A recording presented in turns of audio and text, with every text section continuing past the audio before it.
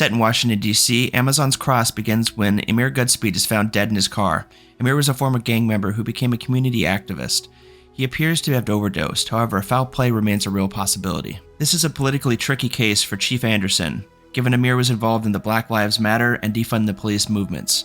She wants this case to go away quickly and quietly, because she has ambitions to run for mayor. She puts Alex Cross on the case not only because he is revered as the best detective in the city, but also because she thinks it will help mollify the protesters. Alex is struggling with grief due to the loss of his wife, Maria, roughly a year ago, and to date no one has been arrested for this crime. What we know at this stage, as a viewer, that the police don't, is that a serial killer named Ed Ramsay is active in Washington, D.C. Ramsay is a political operative and major power player in D.C. FBI agent Kayla Craig describes Ramsay as the largest gator in the D.C. swamp, and Ramsay is picking victims who look like famous serial killers.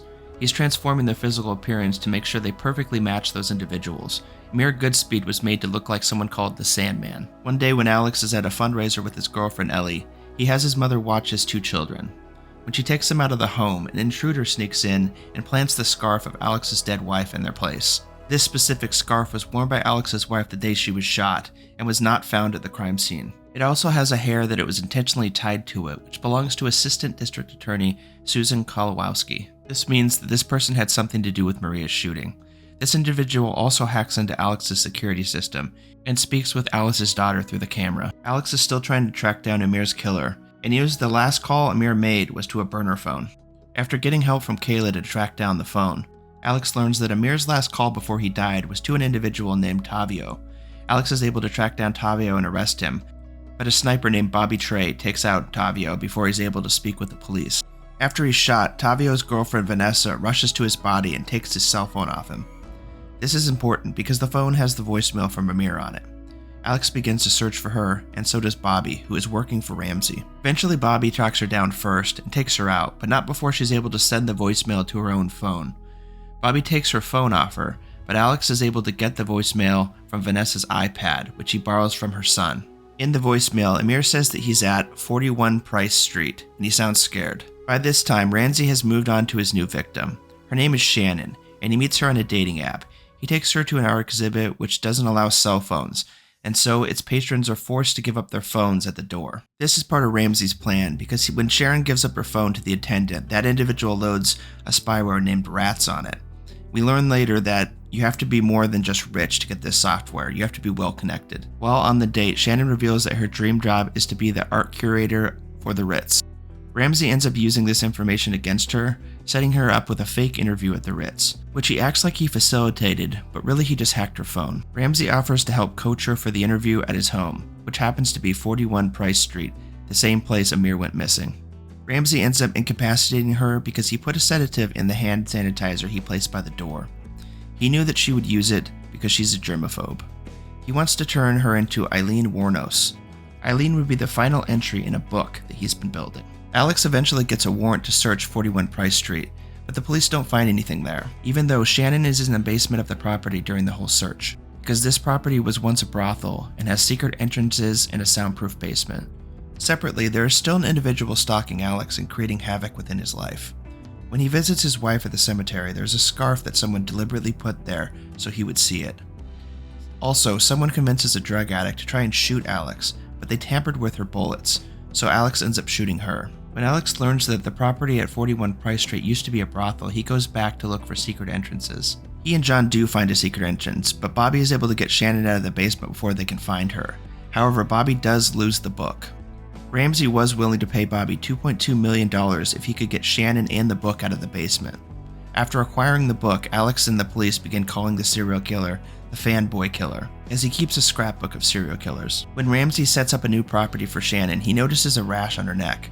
This won't do because she needs to be exactly how Eileen looked. This forces him to go get a prescription for her condition. He is using a fake name to get it, but he is caught on tape picking it up. An FBI agent, Kayla, is able to get that footage to Alex. Now he knows who the fanboy killer is. It's Ed Ramsay. However, he needs to be really careful with this information, given how well connected and powerful Ramsay is. Bobby is able to get Ramsay's book back because he bribes Officer Chris Wu. He used to be a police officer and he still has contacts within the department. The money was just too much for Chris to pass on. Chris is eventually killed by Bobby when Alex and John show up.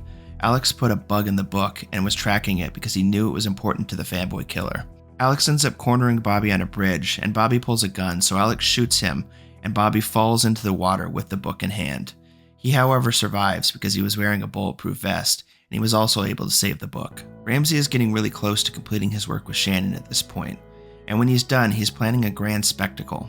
He's doing this for the credit, and he's got a bunch of people who are believers in him, in a kind of cult-like way. They all have a tattoo of the same circular design he has on his book, on their wrists. There are a lot of people following Ramsay on this on the internet, and he speaks to them with a prosthetic mask on, giving them updates as to where he is in the process. Today happens to be Ramsay's birthday, and he always has a large party. Elle, Cross's girlfriend, is invited to this get-together, and she brings Alex as her +1. When the party is going on, Alex sends John to Ramsay's hometown, because they learned his mother is still alive. This is strange because Ramsay has always told people that his mother was dead. Ramsay catches Alex when he sneaks off during the party to look around the property. The two of them both know at this point that Alex knows who Ramsay is, and we have a cat and mouse situation going on with each of them tipping their hand a little bit more throughout the night. Ramsay, for instance, reveals that he knows what Alex's favorite alcohol is, an expensive whiskey named Pappy Van Winkle's, showing him he's done his research into him. Alex begins to poke at Ramsay and a crowd of people at the party, telling them that his profile of the fanboy killer is an intelligent yet insecure person who worships serial killers that are more important than him. Ramsay goes into the basement after hearing this and he's angry. In that state, he drops a wine bottle on the ground, breaking it. This is the same area where Shannon is being held, and she's able to use the broken bottle to free herself. She makes a run for it, but Ramsay tracks her down.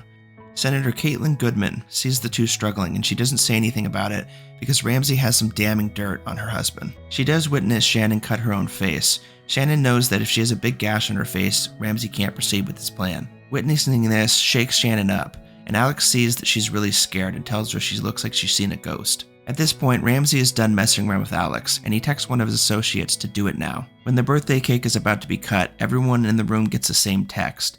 It's a video of Alex, and he's assaulting a suspect in the middle of the street.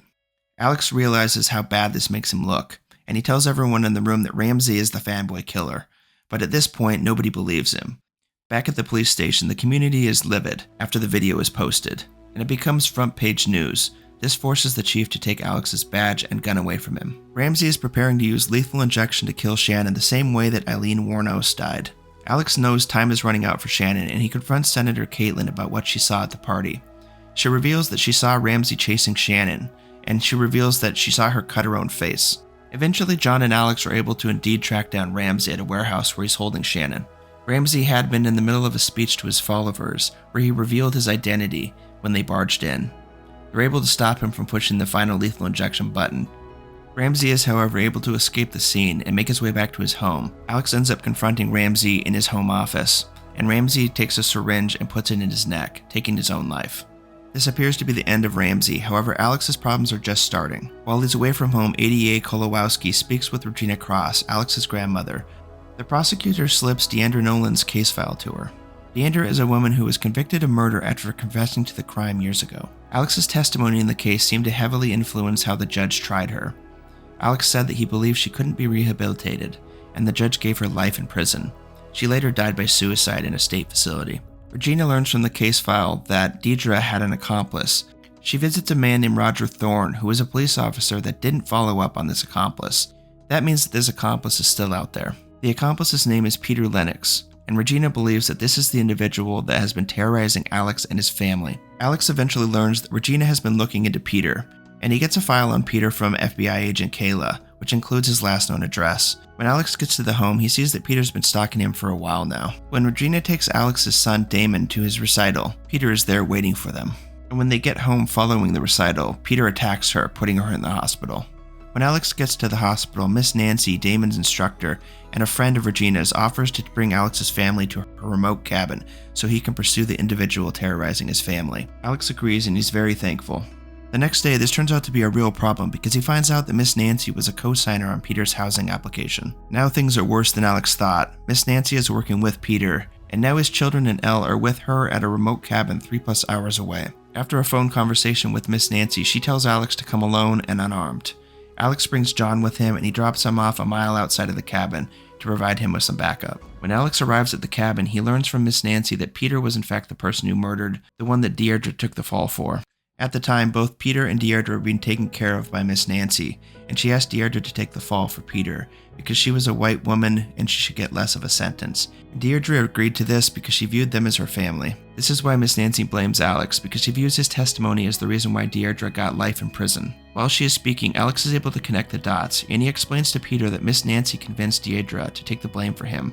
And this guilt is something that has weighed heavily on Peter for years, but he did not know that Miss Nancy asked her to do this in the first place. As a result, he seems to be doubting this whole endeavor. Just then, John bursts through the window, and a fight ensues. Alex is able to get Miss Nancy's weapon away from her, and she lights herself on fire rather than being taken alive. Ramsay, it turns out, wasn't dead at all. He wakes up in the morgue, and he takes out the individual working there, and he makes his way up to Shannon's room, because she's at the same hospital. Shannon is still unable to move because of the meds Ramsay gave her earlier, and he approaches her in the hospital bed. Luckily, Alex shows up because he's visiting her, and he arrests Ramsay.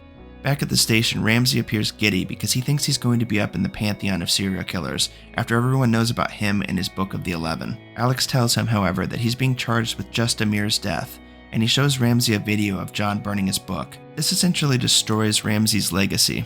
Alex further tells him that the book didn't even belong to him, it belonged to Bobby. He was the only person to be witnessed carrying the book. So this would make Ramsay just some kind of copycat loser, essentially. Ramsay is apoplectic after hearing this, and he starts raving like a lunatic, which is exactly what Cross wanted. In the final scene, we see FBI agent Kayla making a deal with Bobby. If he gives her all the dirt Ramsay has on everyone else in the city, and locates 6 bodies of the fanboy, she'll unfreeze the money that Ramsay was going to give him, and he'll only get 24 months in prison, getting immunity for the rest of the crimes. And Bobby agrees to these terms. If you enjoyed the video, please like and subscribe. Thanks for watching.